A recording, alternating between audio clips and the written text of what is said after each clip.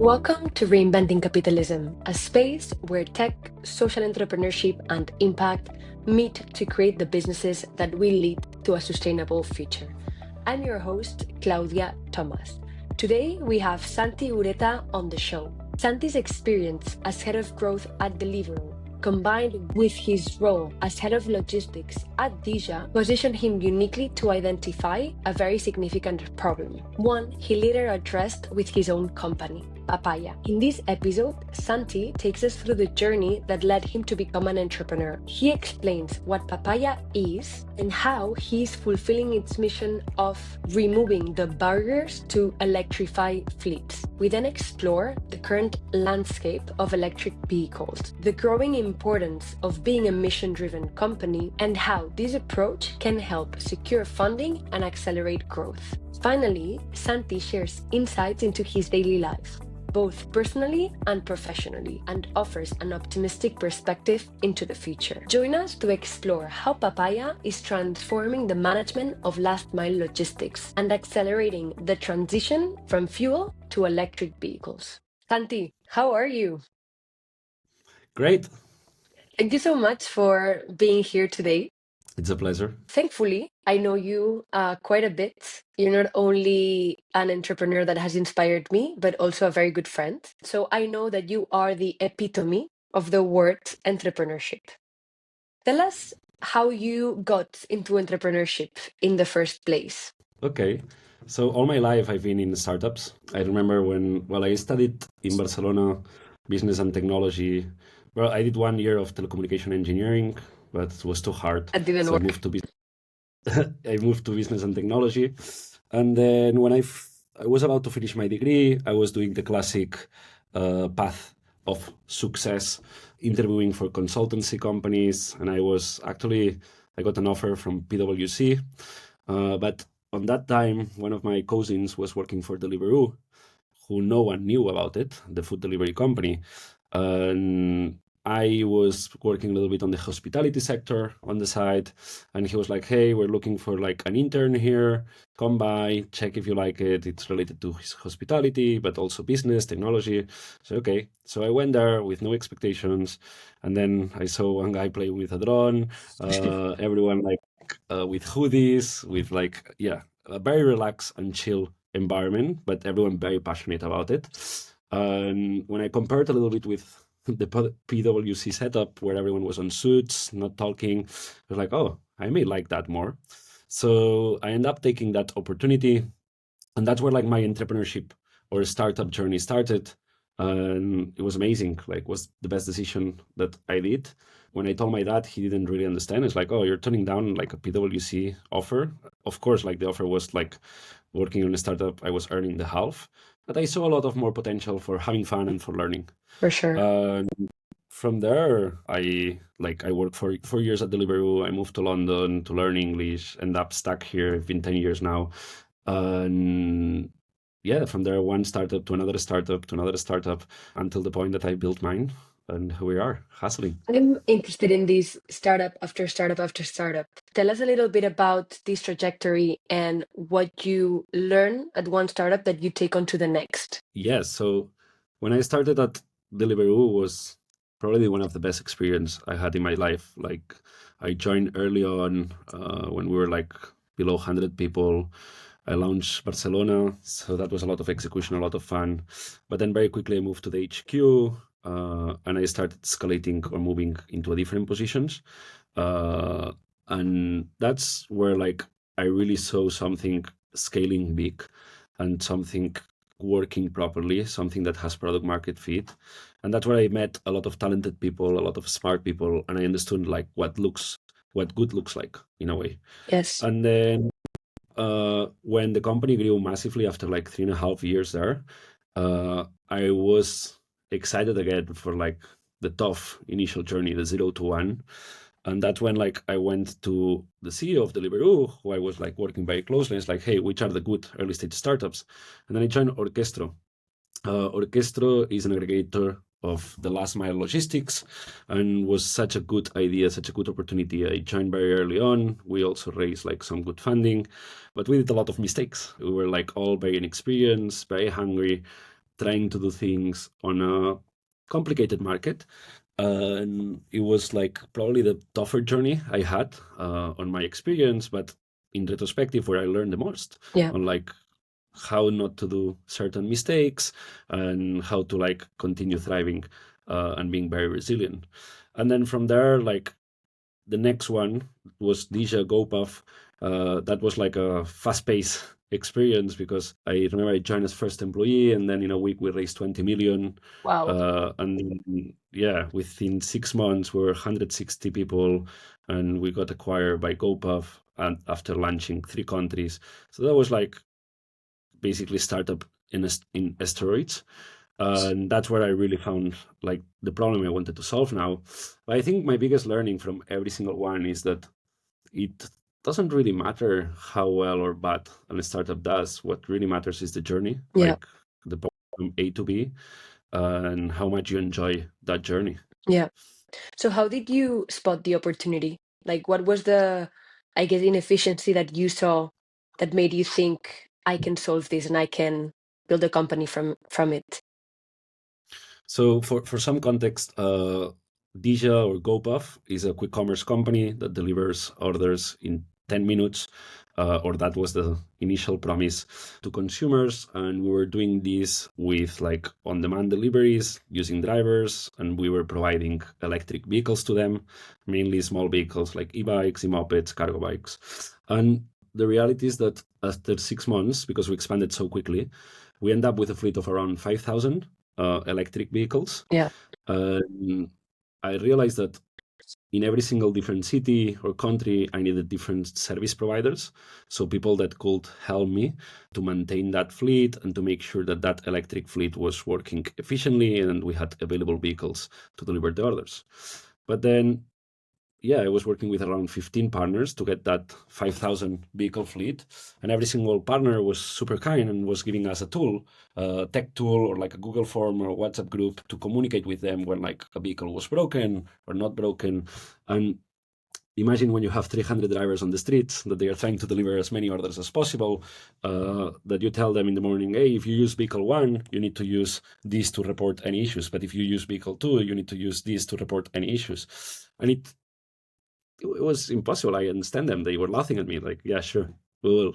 So as a result, I didn't have like the vehicles were breaking. No one was reporting the issues. We didn't have enough vehicles to deliver the orders. And then we didn't have happy customers. So that was for me very clear of like, okay, there is a very clear transition into like electric vehicles.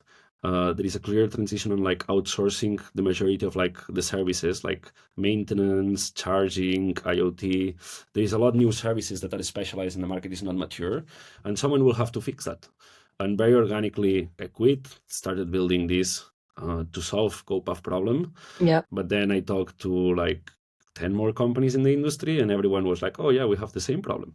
So I was building it and trying to sell it to these people, and then suddenly everything started evolving to what Papaya is today. What is Papaya today?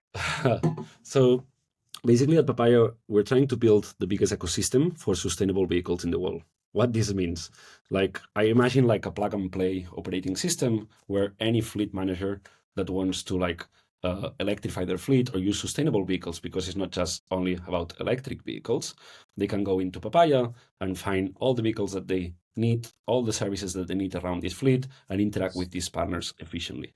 But in the other side, any service provider that wants to offer their sustainable vehicles or services for sustainable vehicles, they can do it through our ecosystem. So what we have at the moment is we have what we call a market network. So we provide like SaaS platform or like software where like you can add all your vehicles as a digital twin. It doesn't matter if they are like a van, a cargo bike, whatever it is. And then you can interact with multiple partners using that same platform. So we call it like a multi-sided platform that we enhance the collaboration between the fleet operators, so the people that use the vehicles, people like Amazon, Just Eat, Domino's, the police, and the service provider, the people that offers maintenance, leasing, financing, etc., etc. So for a fleet manager, why would they choose Papaya? Like, what are the 3 main selling points? Efficiency, I guess, having everything in one place. Like, what do you tell them to join you? Yeah, it's on those lines. Basically, as a fleet manager, you optimize for two main KPIs. One is what's your uptime, so how much time do you have vehicles available to be able to deliver orders or to do the job, and the other one is total cost of ownership, so how much you're paying for those vehicles.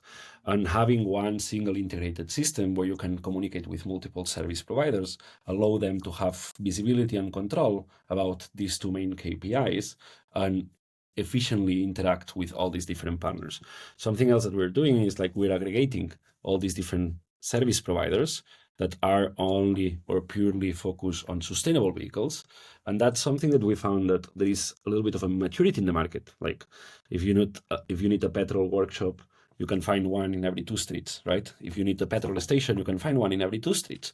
But if you need a charging point, or if you need like someone that needs to fix your electric vehicle, or more specifically an electric cargo bike, you need to have specialist people. And we're aggregating that network. So when a fleet needs any of these service providers, they can also come to us, get one of our partners, and using the same system that they use to manage the rest of the fleet, start interacting with these sustainable vehicles. Who is the client, or I guess fleet manager, that you have been most excited to sign? That is already signed, or I'm still working on it? You can choose. I'll say that like one game changer customer for us was Cultra. Cultra Yes. is a mobility provider in 5 or 6 European countries with base in Barcelona. And that for us was a little bit of like a game changing moment because it helped us to change our go to market. So usually we were going after fleets individually, but then with Cultra was one of the first bigger customers that we went and signed them up, and they were providing or like inviting all the fleets into the platform. That was a tough negotiation and a long period of rolling out. We started with a small city in Zaragoza with 80 vehicles, and now we're like live in 6 countries. But that's probably like the most impactful customer that we signed so far. There is other big fleets that I'm very excited that we're onboarding at the moment, and it's like the big logistics players that you see out there. Yeah. And it's good because we're really seeing that the mass market is starting to move towards Yeah. our direction. Well, congratulations on Cultra, because I'm definitely a client and I use their bikes every day. So I can imagine how big the client is and the work that you must have put into signing them. I love your mission. Your mission is to remove the barrier to electrify fleets. I think this is very compelling. What are your plans into the future to actually scale it and make this happen? Look, first, the reason why we're doing this is because if you look into the last mile delivery industry, it makes up for almost 50% of the total delivery carbon emissions of the supply chain. You know, only in Europe, the last mile emits around like 3 million tons of CO2 per year. And we're seeing this just increasing and increasing. So really what we want to do is remove all these barriers for fleets to start moving into like sustainable vehicles, electric fleets, because we believe that the emissions can be reduced around like 60%. So that's like the principle. And the way how we're doing that is every day we're figuring out more. But we started very much tackling this light electric vehicle market that is like growing very fast, as it doesn't really require charging infrastructure at the moment, what is one of the main blockers of electrification. This is giving us the access to like the biggest fleets like FedEx, UPS, Amazon, and all these guys that are starting to use our platform to really manage this like segment of vehicles. But now we're really starting to look ahead and say like, okay, what are the other main barriers that they are identifying? And through like a software data-driven approach, providing that collaboration open market element that no one has in the industry, we're like really working to solve those. So the way how we think internally is in mainly 3 waves. Right now, we're continuing to focus very much on these light electric vehicles as we see the main, like the fastest growing segment in the industry. The second one is like really making sure that we can remove any other barrier for the rest of the fleet. So a big fleet, probably they have like 1 to 10% of these light electric vehicles, but the rest of the vehicles are larger vehicles. It's like, how do we support on those barriers of electrification? And then once we have these 2 things very well dominated, we're going to go into all the different fleets that are using still petrol vehicles Okay. to make that conversion even easily, but then offering that system that they can manage all these vehicles that are already electrified. Okay. So it's about giving more and more services within your platform. Yeah, removing more and more barriers. Removing more and more barriers. Yeah. We started with one at a time, right? Like first, what's the fastest growing segment? Let's remove that barrier. Yeah. Let's make sure that they are happy with that. Now we're looking into like what's the second biggest barrier, how we can solve with this element of market of like collaborating with external people. That's where we really believe that we're changing a little bit the market. Like instead of like competing with everyone, really providing that platform where everyone can work together. Which is the data that you track to measure your impact? So at the moment, we are really looking into like how many sustainable vehicles or electric vehicles our customers have, and we kind of attribute an element of CO2 savings compared with a one-to-one vehicle that will be fuel. To give you an example, so if someone is using an electric van, how much this compares versus like a fuel van? If someone is using a cargo bike, how two cargo bikes compare versus like one petrol van? And that's kind of like the reporting that we provide to our customers in terms of like, hey, thanks to this part of the fleet, you are saving these elements of CO2. How Okay. do we attribute this to us? Like we're still uncertain in a way because we support them on making sure that they can manage those vehicles efficient. So we have like an indirect impact at the moment. When we get into the third wave, where we can start really making that electrification transition, right? Like right now, we're providing that system for you to manage electric vehicles, but we're gonna go into like, hey, we want you to change from petrol to electric, and I think that on that side, we'll be able to attribute a lot more on what we do. Yeah. Thank you for the transparency, because there's a lot of companies that might claim that they have specific impact, or as you're saying, they have an indirect impact, but they claim it to be their own. So I love that you separate both and that you're very transparent about it. I think we just need to be realistic. Like my obsession is to remove all the petrol vehicles from the street, Yeah. right? All that we're trying to do is like how we can play a critical role on enabling this for fleets and how we can support that. But I'm not going to be claiming like all this CO2 because the actual fleet is the one replacing the vehicle. But I'm going to really make it super easy for them to be able to that and supporting that market to growth, aggregating all these service providers. So we definitely have an indirect impact. We have a very clear vision and a reason why we're doing this. In terms of attributing the specific impact, we're still really understanding how much it's because of us. Absolutely. Well, I was researching researching data to prepare for this podcast.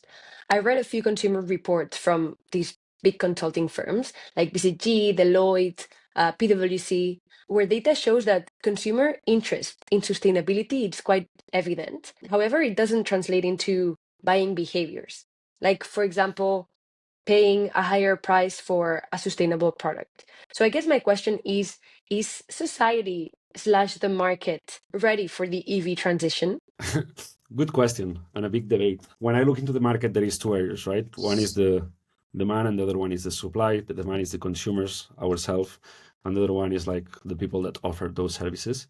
I think on the demand side, there is clearly a lot more awareness and people is starting to really being a lot more conscious about their carbon footprint.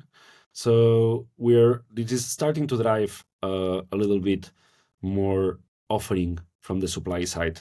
And when we look into the supply side, it's a lot more based on, of course, legislation. When we look into electrification itself and delivering with electric vehicles, like there is a big mandate from the European Union that by like 2035 or 2040, they have changed like the goalpost a couple of times, they will ban the sale of petrol vehicles. So that will eventually happen. We are seeing more and more cities really starting to add like big tariffs for electric vehicles and even like not allowing petrol vehicles to go through like central zones, right? So that's one of the main tailwinds for these companies. they are kind of being forced to offer those services, but they are struggling at the moment a little bit because like the market is not mature yet. So Yeah. the supply chain is not there, the prices are not there, but we're seeing like a very fast change in terms of like making electric vehicles slightly more affordable for these companies, but it's still not there to be able to offer super good prices to consumer. I think both are not yet prepared, but in both areas, from the demand and the supply, are really moving towards the right direction, where the consumer every time is willing to pay slightly more or be willing to, yeah, at least think about their carbon footprint, and then the supply side, because they are being pushed towards that, and they are starting to make efforts to move into that direction. So I think the combination of both is the key. If you ask about my personal opinion, we should be able, or it should work the other way around. You know, like the petrol services should be subsidizing the electric vehicles to offset for the carbon cost, you know. And I think that that's basically how we're going to change that. But maybe it's a little bit utopic. I was gonna say, I hope that could happen, but it looks quite difficult for these companies to fund the transition because it's counterproductive for them, right? It would be hurting their own business. Yeah, I think we're seeing a lot of innovation as well on the battery side, and we're seeing like costs slightly going down. But there is a lot of big change management. There is a lot of like different costs associated. And we're seeing also companies thinking very deeply, okay, how we can offer something that makes sense for the consumer, but also for the company. And a lot of new challengers, like we're seeing mainly on the logistics side, companies like Hived, that they are like just doing sustainable deliveries and just using electric vehicles. And that's being a key differentiation point, not so much for the end consumer, but for the brands that use, or the retailers that use those logistics companies. So for example, if you are Zara or like Nespresso or like one of these like big customers, you might want to like really start pushing the sustainability goals and trying to achieve them through like who are you using for suppliers. So we're actually seeing on the logistics side that's starting to be a little bit of a differentiation point when it comes like corporate to corporate. I want to get your thoughts on the concept of being a mission-driven company. Considering the current VC landscape, do you think it's easier to raise funds for a mission-driven company versus a commercial venture? I don't think raising funds is easy now at all, but there is definitely like, I mean, we're seeing climate tech growing and growing, right? And being one of the categories that it's going to be dominating in the future. So we're seeing more like, or generalistic funds opening like the climate side, or like purely impact funds. So it's definitely like money flowing into the market. I always think that building an impact or like a sustainable company, it's the ultimate challenge, because you need to have a very clear reason and impact and stick to it, versus balancing having a reliable business model. So it's like double challenge, you know. Yeah. Building a company that makes money, it's hard, but building a company that solves a problem, a real problem, that has an impact in society or in the world and makes money, because there is not or, like you Has need to to have be both. and. Exactly. It's the ultimate challenge. So to come back to your original question, uh, I wouldn't say it's easier. I definitely think that you have more doors to hit. You have more optionality, uh, and there is definitely like some attraction. Like there is more capital flowing for climate companies, what is amazing, and Yeah. it's great. Do you would you knowingly invest in a company that has negative externalities? Or I guess that it's not solving a real problem, like you just put it. No, as you can imagine, I'm a founder, so I have limited buying power. If I wouldn't care about the impact of companies, I would not be doing what I'm doing. And I will be like, if I was optimizing for like financial returns, I will be doing something completely different. Yeah. So that's not my drive and my motivation. So yeah, I will probably not invest on anything that has a positive impact in the world. How would you describe yourself? So I'm thinking, if we don't catch you at the office, where are we likely to find you? Okay, probably if I can on the sea or in the mountain, enjoying some extreme sports.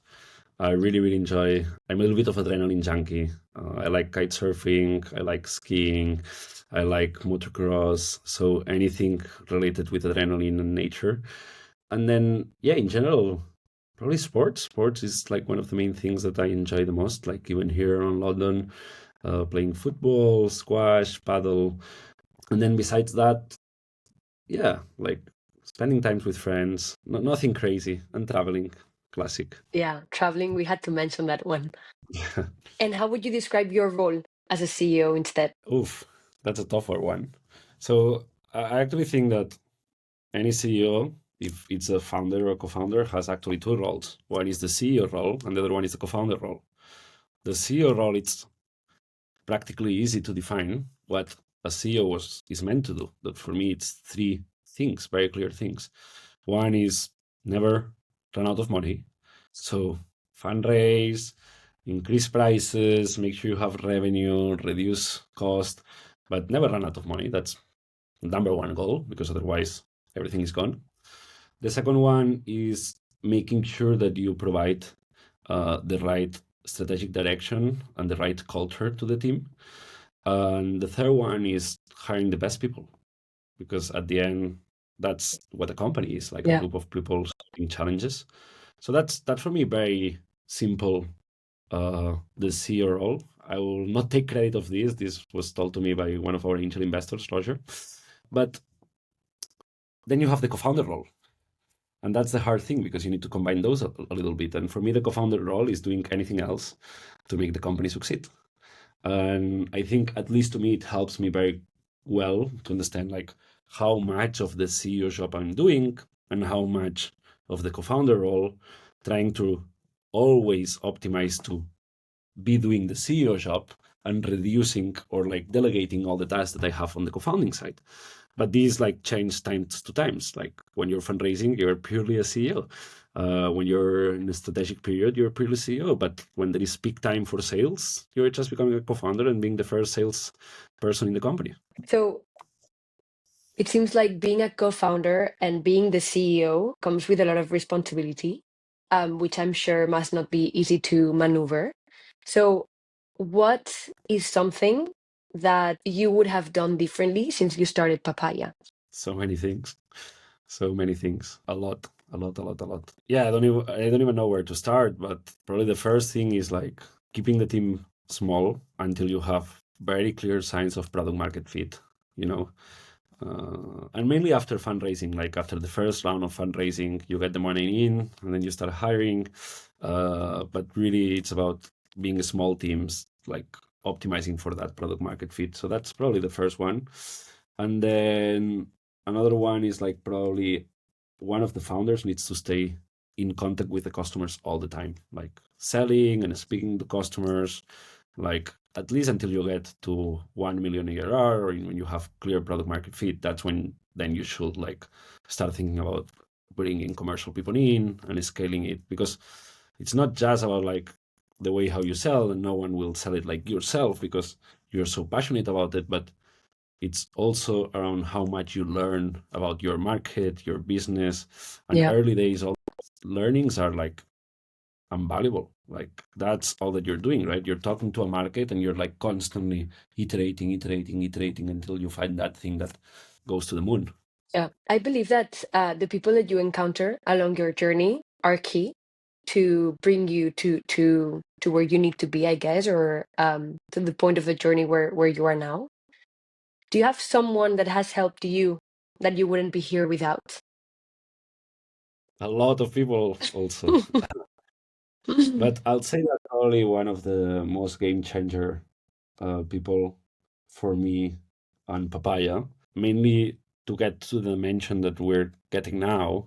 It's Carmen from Cocoa. She was the first investor I met when I was doing like a quick angel round to get the project to like the next level. And then she challenged me in terms of like, I think you need to think bigger. And then 2 weeks after talking to her, I remember we spent a lot of time with my co-founder dreaming, and we put a very clear case together. Everything made sense. So it basically empowered me to dream and to think big. And yeah, suddenly like 1 month later, we closed a pre-seed round and yeah, of like £3 million when we were looking for like 300K originally. Wow. So I think that not only the ability to think big, but also how she helped me to orchestrate a good fundraising process and strategy. So I'll recommend any founder starting something to meet her. How important it is to find someone in your journey that believes in you, even when you don't believe in yourself.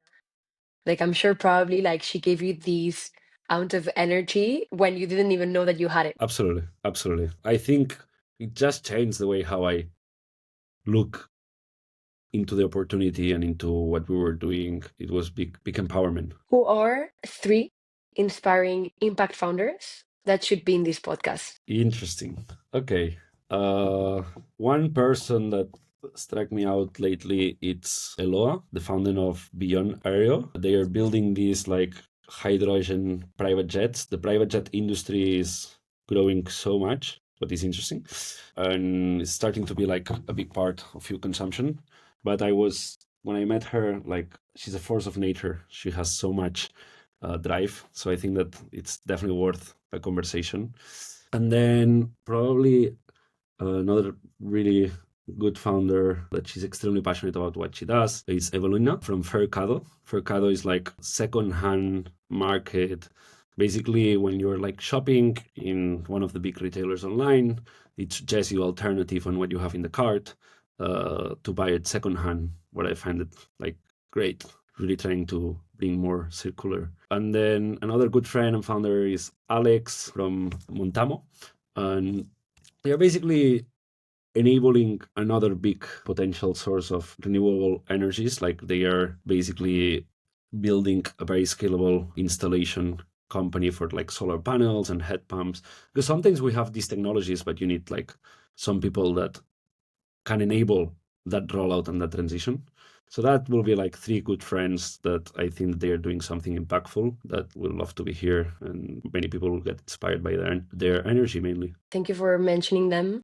I hope they actually are happy to come here. We'll definitely contact them and try to bring them on the show. I have one last question for you. I'm building this tradition where I want to pick experts' brain and get a look into the future. So I would love for you to imagine that you're looking into a crystal ball that shows you the future. Where do you think the industry will be at regarding the EV, the electric vehicle transition in the next 5 to 10 years? I like it. I think there is a lot of pressure from governments to make that transition happening, but we'll see seen a lot of lobby from the part of like the energy companies, the petrol companies, to slow down. The post goal has been moved already a couple of times, but I think that it's going to happen. So at the moment, between 10 to 15% of the commercial vehicles are electric. So we're just seeing the top of the iceberg, and we don't even have the charging infrastructure to make that transition properly. So the next 5 to 10 years, it's going to be like an incredible change in the market, an incredible transition.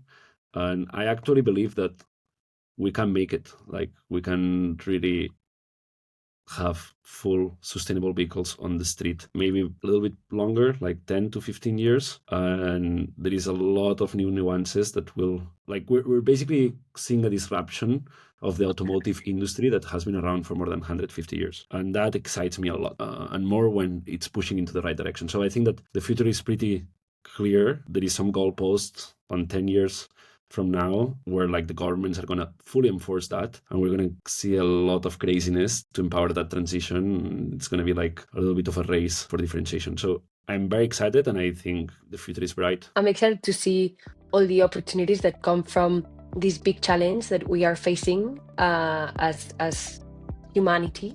So I am super on board with you.